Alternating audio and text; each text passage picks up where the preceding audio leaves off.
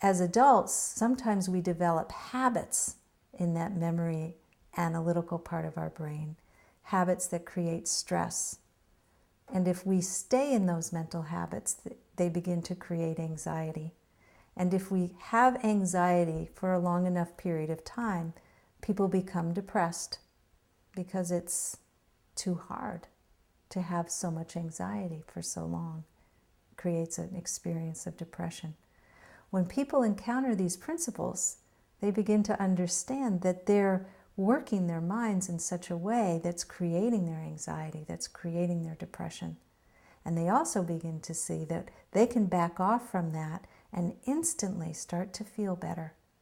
As soon as they see that, and they become trained to notice that, rather than to keep noticing their anxiety and their depression, they begin to function with a little more health and well-being. I had a mental habit of, if I had a feeling, especially a bad one, I would get worked up about it. So then there would be more thinking. And then it would just make it bigger and bigger, and then it would stick around a lot longer. And the more I backed off from my thinking and didn't make such a big deal out of an emotion or a low mood, or even a depression that might last a few days,